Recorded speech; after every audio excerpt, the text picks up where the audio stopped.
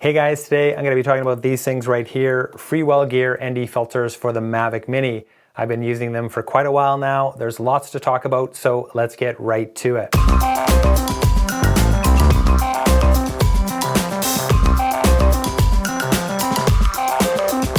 Now right off the top here, I want to say that Freewell sent me these filters for free, but this is not a paid endorsement. As always, you will get my honest evaluation and opinion. So what I have here exactly is the Freewell Gear all-day 8-pack for the Mavic Mini, and yes, as you might expect, it comes with 8 filters. The pack includes 3 ND filters, 1 circular polarizing filter, and 4 ND plus circular polarizing filters. Now, if you're new to drone flying or perhaps new to photography or video, you're probably wondering what the heck is an ND filter? Well, ND stands for neutral density, and basically it's a piece of glass that sits in front of your camera's lens, and it's designed to block some of the light from passing through that lens and hitting the sensor. And it does that without affecting the quality or color of that light. Now, why would we want to use one? Well, we use an ND filter to block some of the light passing through the lens and hitting the sensor, so we can use a slower shutter speed, which in turn gives us this nice natural looking motion blur from frame to frame. I have a couple of examples here. The first one was shot without an ND filter, and the shutter speed is quite fast, so motion gets frozen and any movement looks kind of jittery or maybe even unnatural. When I stop the playback and step through frame by frame, you can see that each frame is dead sharp. There is just no motion blur whatsoever. In the second example, I'm using an ND32 filter and our shutter speed drops to 1/40th of a second, and we can definitely see some nice looking motion blur. And that's exactly what we want because it gives our footage a really nice natural look, a look we're used to seeing in our everyday lives and in cinema and television. The other type of filter included in this kit is a circular polarizing or CPL filter. What that's designed to do is to cut down on reflected light, making your images appear sharper, more detailed, and more saturated. I have 2 examples here that were shot about 8 minutes apart on the same day. On the left, I'm using an ND16 filter, and on the right, I'm using an ND8 plus circular polarizing filter. And right away, you can see the additional detail in the sky. You see clouds and detail that just isn't visible with the bare ND filter. Cutting down that unwanted glare and haze is exactly what the CPL filter is designed to do, and that's why I always choose the ND plus CPL filter combo over the bare ND filter. On the edges of the CPL filters, you'll notice these tiny white marks. If you spin the filter and line up those white marks, you are setting the best possible polarization position. Now, you can spin the filters any which way you want, but just know that those white marks are there for a reason. Looking at the kit as a whole, you can tell it's a quality product. The case the filters comes in is metal, and that affords some protection against drops and bumps in your camera bag. Now, it can be a little bit stiff or tricky to open, but after you've done it a few times, it's really not that big a deal.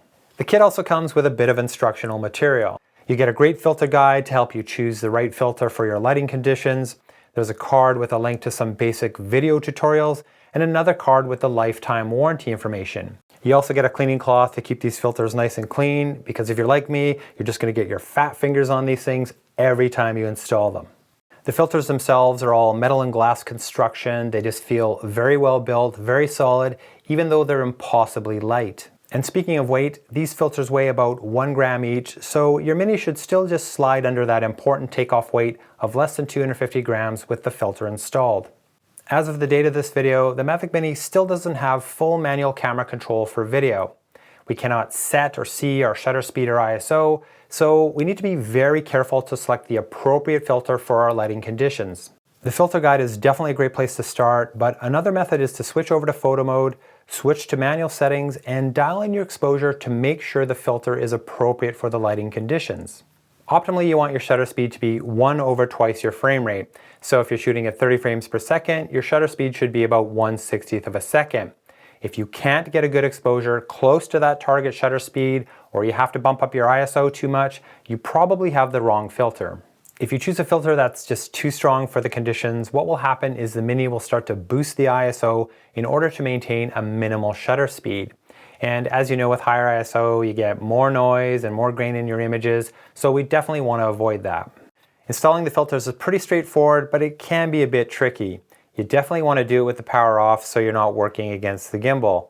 I just kind of pull the camera down a bit and I get those 2 prongs over the top, and then I just push the filter over top of the lens. Now it can take a little bit of fiddling to get it right the first time, but it does get easier with practice. Once you have the filter installed, you really want to make sure it's sitting correctly. So push down on the top, make sure it's flush, and make sure there's no gaps between the filter and the camera lens. If you do have gaps, you're going to get light leaks in the corner, and that just means ruined footage. These filters are small, the fit is precise, so you really want to take that extra time to make sure it's on correctly. One last thing I'll mention here is the camera cover still fits over top of the camera with the filter installed, no problem.